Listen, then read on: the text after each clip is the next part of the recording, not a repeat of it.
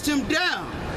Deliver my soul from the wicked, which is thy sword. So here, that's King David, right?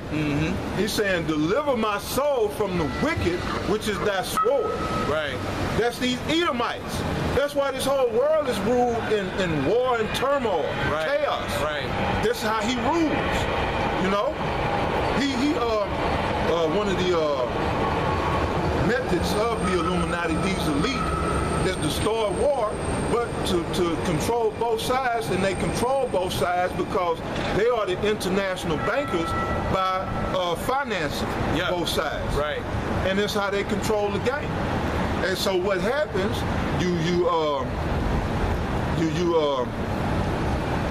basically you drop the population, or you thin out the population, and basically you destroy these home territories of the people that's battling, and then what they do, they come in afterwards and they buy up all the real estate and shit for pennies on the dollar, and that's what they plan to do in the Third World War with all of America. But it's not going to go down like that this time. So they bring the destruction, and that's another one of their mottos and insignias or symbols is the phoenix, you know, which is the bird or whatever it is that's rising from the ashes. That's why they go around destroying everything. Their mindset is that they're going to build or rebuild from the ashes of their own chaos. And it's not going to go down that way this time. They've been allowed to get away with it in the past, but this Third World War, World War III, is going to go our way. That's right. Those small underdogs that y'all mock and scoff at. Go ahead, brother. Verse 14, this is Psalm 17 and 14. Hold a couple precepts over here. It says, from men which are thy hand, O Lord. From men. Right. So we're talking about the sword of the Lord's hand, his left hand, is men. Right. This is why that blessing of the sword that was given to Esau, that's the very purpose. So he was to fulfill this prophecy of being the Most High's left hand and punish us and bring the world into darkness. So It's Oh, okay. It says, from men which are thy hand, O Lord, from men of the world which have their portion in this life. So just identify more who Esau is. All of his attributes, you know, because the scriptures are coded to where when you read about Jacob and Esau, or you read about Israelites, they have characteristics and attributes. Just like Esau has characteristics and attributes. Sword, deceit, lies, destruction, corruption, death, violence. Okay, we talked about that last week, you know. Him wearing violence as a chain, you know.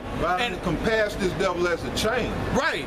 You know, and that, what was it, a garment as a death or either way, all of those things are symbolic.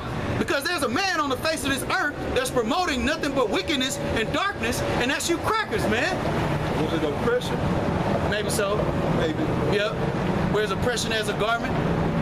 So all of these attributes go to show you who these crackers are and why they must be taken out of the position of power which they were given. Okay, because they didn't earn it themselves, you know? They were given. Scripture says, pursuant to Job 9 and 24, the earth was given into the hand of the wicked. Right. Okay? So likewise, because the Lord gave it to him, he's also going to transfer and take it away from them. Take it back. You know? Because it was only a temporary rulership. Okay? And Revelation tells you that. And he know it, but he had but a short time. That's right, brother. Yeah. It's Psalm 17 and 14. From men which are thy hand, O Lord, from men of the Lord, Salakia, from men of the world, Salakia, which have their portion in this life, right, and whose belly thou fillest with thy hid treasure. They are full of children and leave the rest of their substance to their babes. Yeah. So basically, the America in itself has been passed on, but they put the children of Israel as their treasure. They took the children of Israel as their treasure.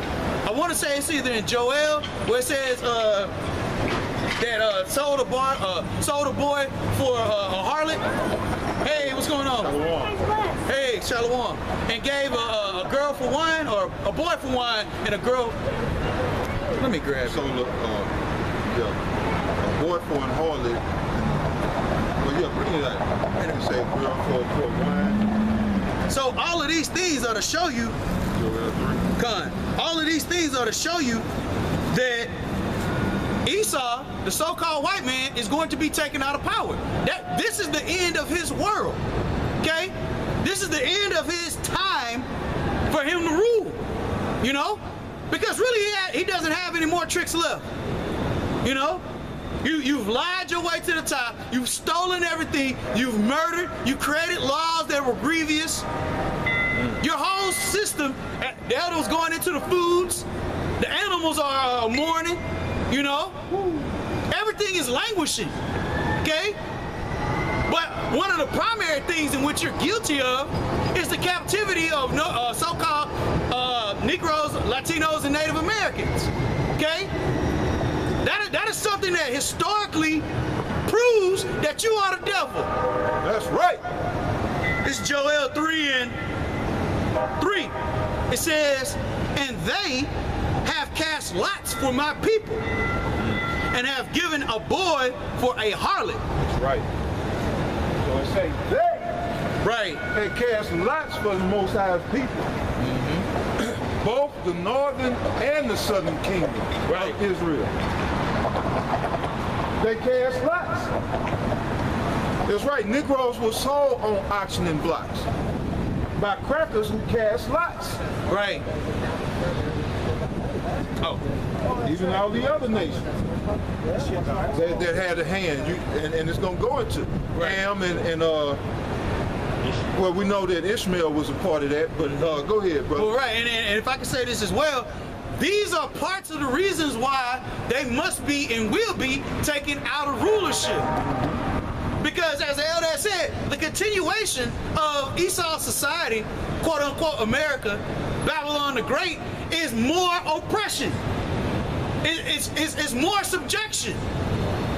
Ultimately leading to the RFID microchip, the mark of the beast. That's it. That's it. So as scripture says in Habakkuk, he's not satisfied with death. He has to turn you into a robot. He has to turn you into a commercialized robot, to where his inheritance that he's left for his children will be what? Slaves. Because really that's why Esau has built up this kingdom. All these major corporations at the top, those elite quote unquote banking families, and those 12 quote unquote elite families. I don't know if I brought that book or not. Oh, I did. Yeah, the brother just read Psalm 17, how the Most High hid the treasures in his belly. Right. But then when you go over to Job 20, it explains how the Most High is going to make him vomit the riches up. You know? So what the brother is saying is in direct correlation with the scriptures. Right. I'll see if I can find it. I might have to look it up real quick. How it go, brother? Well, no, it's just those banking families. I was just gonna talk about real quick those the names of those those satanic banking families. I'll look it up here in a second. But this is back in Joel 3:3, and they have cast lots for my people. And then, oh, go ahead. The children of Israel. You got it. I was just gonna say, because only the children of Israel were put in that type of hard bondage and slavery. Okay? God. You Edomites, you so-called white people, y'all weren't put in hardcore bondage, chattel slavery, and put on cargo slave ships and taken from your land and brought over here to America. God. You weren't. So this identifies with the children of Israel only. Okay? Who they casted a lot for. Meaning these Edomites, y'all were the bidders on our people. Just like you bid now. They call it the draft.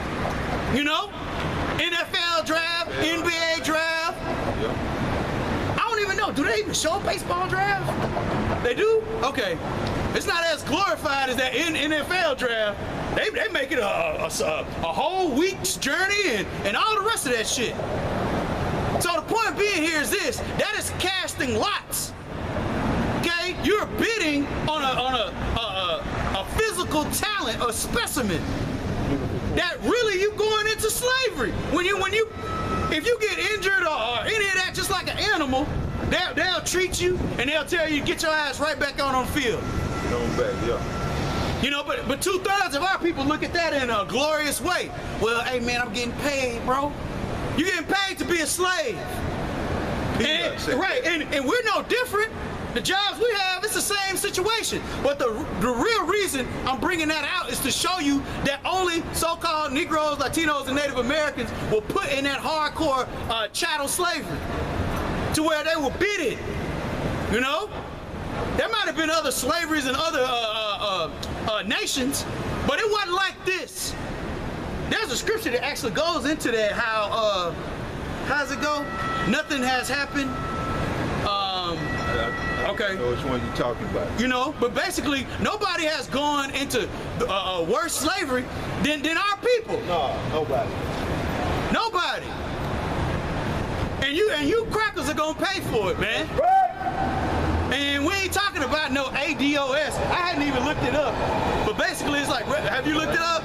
It's like reparations. Yeah. I was listening. Descendant of slaves. What the fuck is that? Right. Stupid, man.